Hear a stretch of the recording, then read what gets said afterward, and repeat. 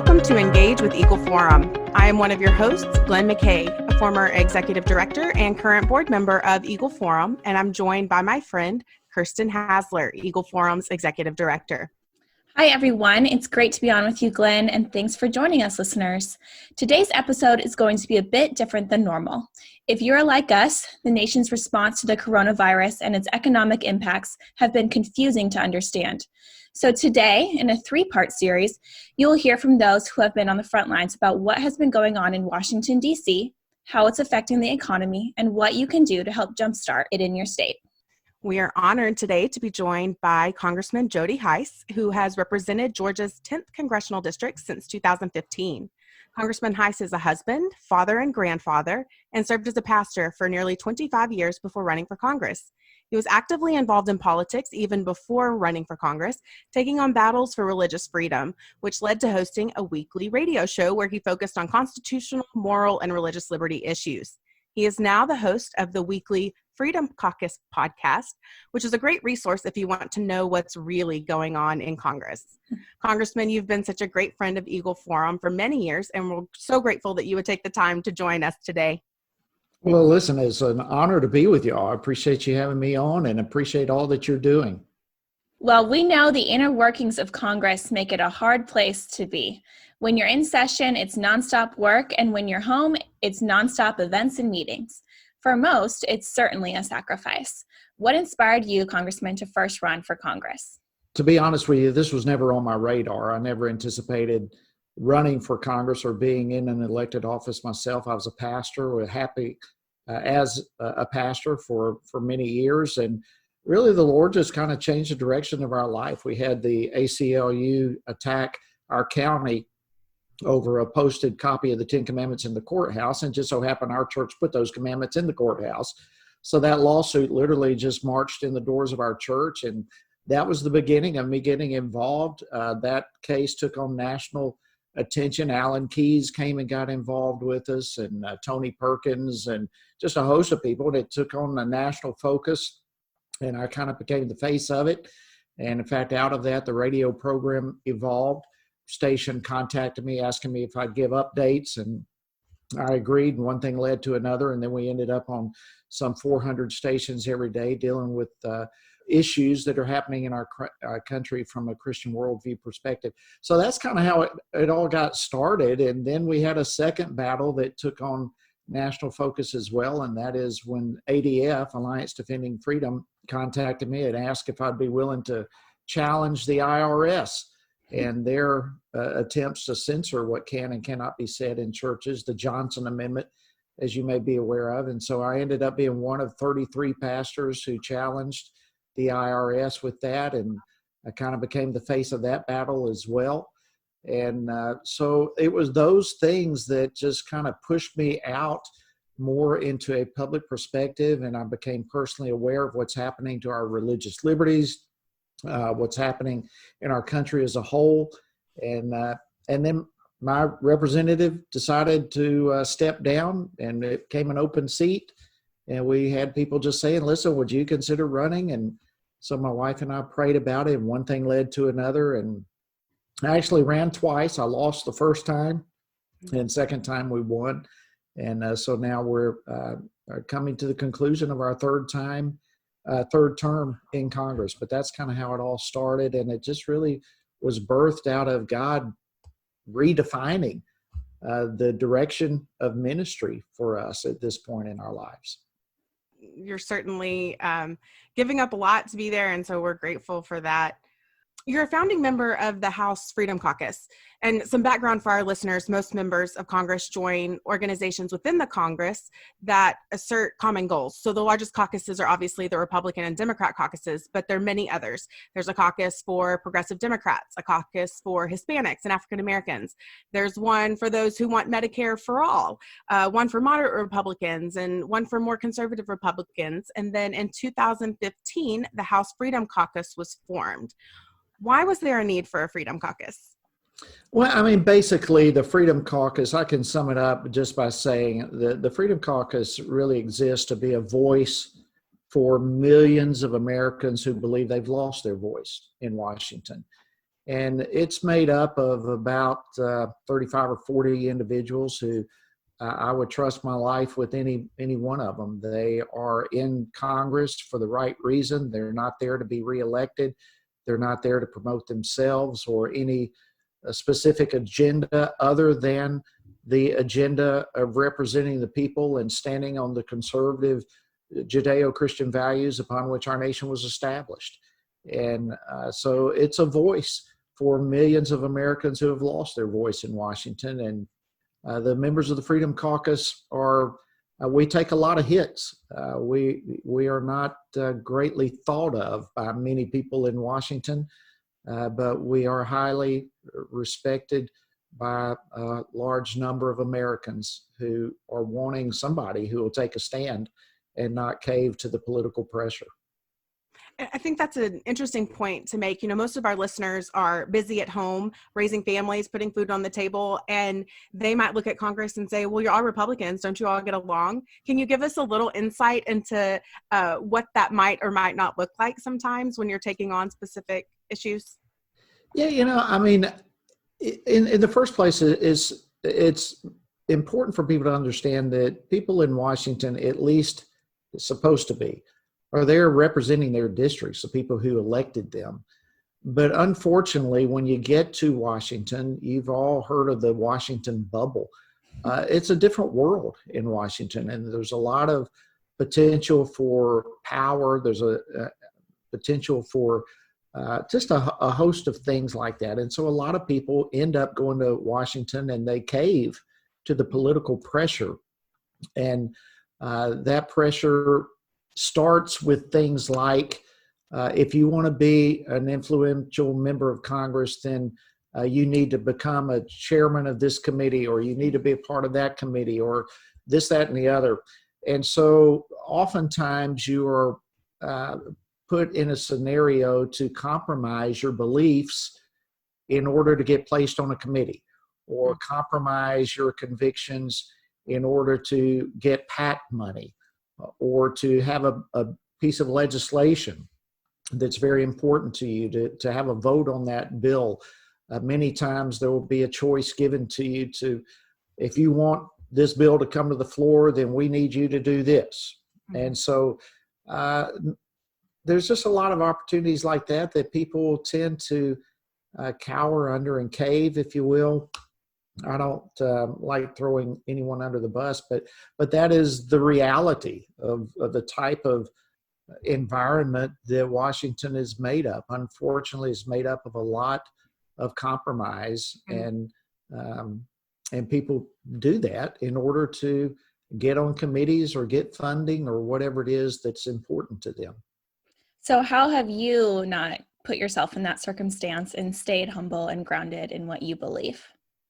Well, the number one thing unquestionably to me is my Christian values. Number one thing I do every morning is have my time in the Word and try to get my heart prepared for the day. And we do that. But, deep down, I'm not there to be reelected.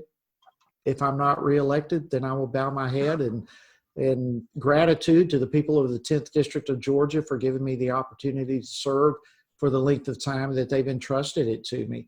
And then I'll go on about my life or whatever chapter God has next.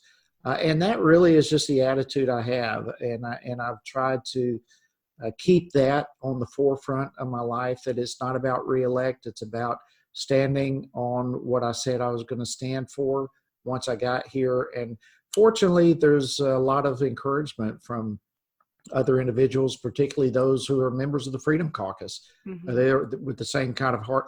And that helps, having a camaraderie and having a group of people who likewise are there to make a stand and not to have a career.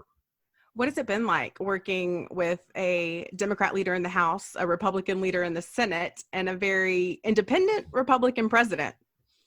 Yeah, these are interesting days. I can tell you it's not a whole lot of fun being in the minority in the House. We don't have any say-so on what bills come to the floor. We don't have any say-so of what type of hearings are going to be done in various committee meetings. Really, we don't have any say on anything as the minority. And of course, we all know that Speaker Pelosi and company are very aggressive in pushing their liberal agenda across America. And so we find our role in the House largely trying to put the brakes on what the liberal Democrats are trying to do, and to use every parliamentary procedure at hand to try to slow it down or change it, and try to message to America what's going on, and hopefully have people across the country let their voices be heard. And we've been somewhat successful with that. Thankfully, we have the Senate that has been able to put a stop, literally, on a lot of horrible legislation that passed the House because of the majority of the House, and that dies in the Senate. That's been a tremendous blessing. And likewise, to have the occupant in the White House that we have right now has just been a tremendous blessing for America. And it's amazing that President Trump is not beholden to anyone. He does not need this job. Right. And so he's there doing what he believes is the right thing. And, he's been a major thorn in the side of liberals and the liberal press as well. And Yeah. I'm very grateful for that. Yeah. Well, I can't imagine what a balancing act this has been for y'all, but you've done an excellent job with the Freedom Caucus podcast, and the last several episodes have been about COVID-19. We certainly encourage all of our listeners to go there for more details. But for those who have had trouble weeding through all the noise of the media, can you just give us a brief overview of how Congress has responded to this health crisis? Yeah, it's been kind of interesting. There's definitely been an attempt of Congress, an enormous attempt to the tune pushing nearly $3 trillion now to address the problem. This is a scenario where government asks people to shelter at home, asks businesses to stop and to distance themselves away from one another to try to slow the spread of the coronavirus. And so Congress has stepped up to try to fill in the gaps where businesses have lost money, where individual livelihoods have suffered. And it's been, the effort has been it's been phenomenal. It's been substantial. It's been fast. I don't think this type of money has ever been spent so rapidly. But therein lies part of the problem. At the same time, we are watching a massive expansion of government. We're watching a massive expansion of our federal debt. We are watching a massive loss of our civil liberties going on. And the question begins to emerge, what is America going to look like on the other side of this pandemic? And those are the type of issues that raise a great cause of alarm to me personally. And those are issues that we are going to have to address. Freedom is only as close as it is for those who are defending it in order to pass it on to the next generation. And some of the things taking place right now are alarming and very concerning. And I think, unfortunately, it's very difficult to get the genie back in the bottle once you let the genie out. And government's expansion in this and loss of liberties is very alarming right now. And that's a top priority for me personally as we're going through all this.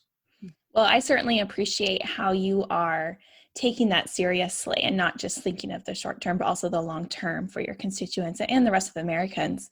Can you tell us a little bit about the process you've been subjected to for voting on the stimulus bills, and what can we expect moving forward? The process in terms of voting for this is typical of any big bill. I mean, it comes with a significant amount of pressure from just the Washington inside. But this particular scenario has further had a lot of pressure just from constituents and people across America whose lives have been negatively impacted by being forced to stay at home, shut the doors of businesses, and that type of thing. So the real pressure for me personally comes in balancing between trying to help those who government has told to stay at home or close the doors of your business, while at the same time not bankrupting our country, and at the same time not trashing our liberties and our constitutional rights. So it's been a very difficult field to navigate through, to be very honest, and not an easy one to go through. You feel like any decision you make, ultimately, there's good and bad with either vote on a lot of these. You vote for it, whether you're helping people, but at the same time, you're in process of potentially bankrupting our country and ignoring constitutional liberties. But you vote against it, well, then you're voting against help and aid to people and businesses who need it. So these have been very, very difficult votes, but that's the basic climate of the pressure, both internally and from constituents at home. On a previous episode of the Freedom Caucus podcast, you and Congressman Mark Green were discussing how COVID affects millennials. And at this point, we've seen virtually no deaths among those healthy under 40 from the virus. However, the shutdown has had a huge economic and social impact on that age group, as you were alluding to. So you discussed then whether or not the shutdown we've seen was an overreaction. And I'm just wondering, what do you think about that question now? Have we overreacted, and how do we move forward? Yeah, I think a good question. I think we have overreacted. You look at the models, we were first told that there would be over 2 million Americans die. From 2 million. That's an enormous amount of people. But we were told by the models that over 2 million Americans would die. Then those models changed to a little over 1 million, 1.3 million. Then it went to 250,000. Then it went to 100,000. And now it's around 60,000. Well, there's an enormous difference between 2 million and 60,000.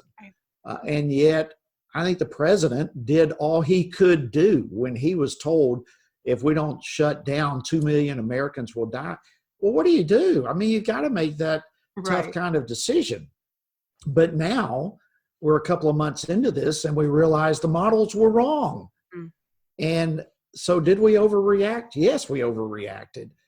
But did we overreact just for the fun of it? No, we overreacted because, in my opinion, we were given faulty information to begin with. But even then, we've known from the beginning that the most vulnerable with COVID-19 are the elderly and those with compromised immune systems. And so, those are the ones we need to put on the priority list of protecting. Everyone else is pretty well safe in this. And so, yes, I believe we overreacted. We should have done all we could to protect the most vulnerable and let others continue their work, continue their lives while being sensible and some degree of social distancing or whatever may be involved with that, but go about your normal lives as cautiously and safely as you can. But to shut down, yeah, I think that was a step I think too far. Right. So the question now is, where do we go from here? Here in Texas, where I am, the governor has said most businesses can open on May 1st. And they've put some precautions in place, but how should there be a response from Congress? Should governors be following suit? Where do we go from here? Yeah, I think we've got to get government out of running every decision of our lives. That's concerning to me. And I appreciate the fact that the president has allowed governors to make decisions based on the best interest of their states. Georgia, where I live, likewise, the governor is opening up. We're in process, and so far so good with that. But you have other states like New York. I mean, that's the epicenter of this problem in our country. And so obviously New York, particularly the city, needs to take extra precautions because they've got a different scenario taking place than do other parts of the country. So it's the proper approach to let governors and individual states make these decisions on their own. But the priority, where we've got to go from here, we have got to open up the economy. There is no amount of money in Washington, D.C. that can fix this problem, that can take care of everybody's need, that we're talking trillions upon trillions and trillions of dollars to do that. So what we've got to do is open up the economy. We can do that for two reasons. Number one, as we just mentioned, we know those who are most vulnerable. So we can protect the most vulnerable. Everyone else can go about their business. But we can also do it because we have the capacity and the common sense within our business community to be safe for those who do go to work and to provide common sense precautions for them as they work. And so I think that's the natural approach, the common sense approach, and the quicker we get there, the better. Mm-hmm. Well, that certainly sounds great to me. We have a few questions from our listeners for you. A listener in Alabama asks, what makes this economic crisis different from the Great Depression or the Great Recession? Well, great question. The bottom line is this one, the government brought on itself, in the sense that the government is the one who asked people to close their businesses and stay at home. The Great Depression was an entirely different circumstance that was based on an economic depression. But this one came to us in the midst of an economic boom. I mean, we were at the strongest economy in the history of our country, lowest unemployment and all that sort of stuff. And then a pandemic comes along and we have a government asking people to stay at home. So that's the biggest difference. And that is where we're going to be able to crawl out of this more rapidly, because as businesses are free to go back to work, we can get back more rapidly to having a strong economy yet again. Well, one of our listeners from New Jersey asks, we're hearing about a coming shortage of meat and dairy products because of the closing of slaughterhouses and disruptions in the global market. Are there plans to protect dairy and meat producers, both small and large? Yes, in fact, just today I saw something. I did not read the article as a whole, but there's plans, absolutely. And listen, that is a great point. We have had our health safety workers shut down processing plants, for example, but the rippling effect of that decision is that now those raising the livestock or those producing the milk or whatever product it may be have nowhere to get rid of their livestock or their produce, whatever it may be. And so as a result, they've got to destroy it. I was just yesterday, I had lengthy conversations with leaders, national leaders in our ag community discussing this very thing. Yesterday, we had a conversation with a dairy in our own district. When schools shut down, people don't think about this, but when the schools shut down, that's the number one, 50% of the dairy market goes to schools. Right. Well, when the schools shut down, instantly, they lost 50% of the business. Well, you still have to milk the cows. You have to milk the cows twice a day, whether you're getting rid of the milk or not. So now you have these dairies that are producing the milk, but they've got nowhere to sell it. Restaurants are closed, schools are closed, so they're having to dump the milk out. And so it's an enormous problem, but yes, there is some strong efforts being made by Sonny Perdue and the ag community to help those farmers and those who have been majorly impacted as a result of these processing plants being forced to shut down.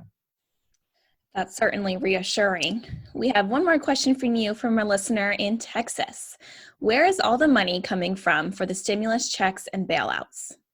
This is my favorite question. Yeah, that's my favorite question too. And, unfortunately, the answer is going to be from us. Yeah. Our government does not make money. Our government takes money. And who do they take it from? They take it from us. And so when we spend like we have now, right at $3 trillion, where are they going to get that money from?